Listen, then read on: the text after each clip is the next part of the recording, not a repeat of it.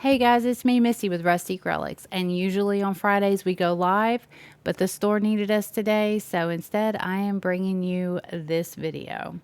So as you can see, I got 9 blocks in front of me. They already have been stained and they have a coat of Dixie Belle cotton on them, and I'm just going to come through and put a thin coat of Mod Podge on the surface of the block. Then we're going to let this dry because in this video we're going to be using the iron method to decoupage these papers on the blocks. So these are my images. If you're interested in any of these, you can find them. There should be a link below, but you can go to our website at rustycrowlix.com. They are on our website. So these are the 5x5s. They're perfect for the block sitters, is which the blocks are also available on our website. Rodney cuts them and sands them, and I stain them, and they're good to go. All you have to do is just add your paint. And of course, get your decoupage paper. So I'm just going to lay these out. I don't know why I'm so picky about which one goes on which block. It's just how I am. It's just a visual thing, I guess. But yeah, I'm just going to lay these out, and then we'll get to the part where we're going to tear the edges of it. Okay, so that one with the mushrooms, that paper I think is actually, it's adorable. It's probably one of my favorites. And that's why I like some of these, because they can easily transition into like winter decor, not just Christmas decor.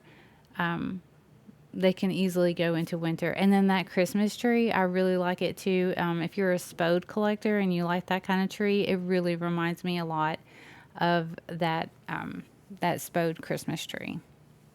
So after I get them all laid out, I'm just going to pinch the paper in between my fingers, and I'm just going to gently tear off the edges. The reason why I do it this way is because I don't like the harsh lines, and this just softens the edges up as you go to decoupage your image onto your surface. I'm not too much worried about getting like super close to the image, because this rice paper and the Dixie Belle cotton paint really do pair up well together. It lets your paper just kind of like blend in.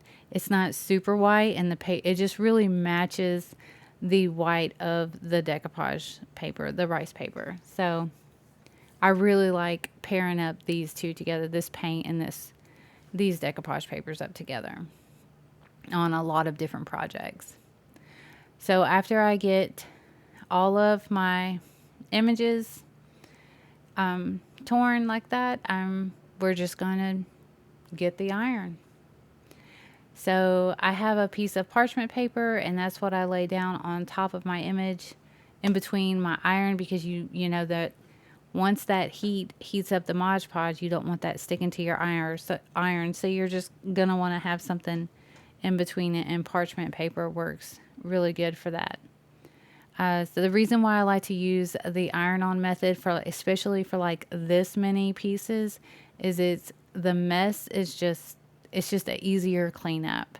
So I just have an iron, and on my iron, it's cotton is the highest setting, and there is no steam. All you're wanting is the heat, because the heat is going to heat up the Mod Podge, and it's going to make your rice paper melt to the Mod Podge, and which that makes it stick to the block. So I'm going to go through and do this on all of the other ones. And you might be able to see it on one or two, but like the rice paper comes down to the edges, it kind of hangs off the block. That's nothing to really worry about. You can easily get a piece of sandpaper and just kind of sand those edges off. In some places, I've actually been able to just take a pair of scissors and kind of like snip it off. It's really easy to get off. So I usually put my iron on about 10 to 20 seconds per block to make sure that I have the full image melted into the block. Once I have that done and they're all cooled off, I'm going to use the Dixie Belle satin clear coat. And the reason why I'm doing that is because Mod Podge, even though it says it's matte, it still has like a slight sheen to it. You can kind of see. And satin really does match up with that. So I'm just going to cover the surface of the block and seal up my rice paper with the clear coat. And then once that's done, and once it's dry, it's done. My blocks are done. They're ready to go. So again, if you're interested in any of the products that I use today, be sure to check out our website at rustyacrylics.com. If you like what you see, hit that thumbs up. If you haven't subscribed already, don't forget to subscribe, and we'll see you guys next time.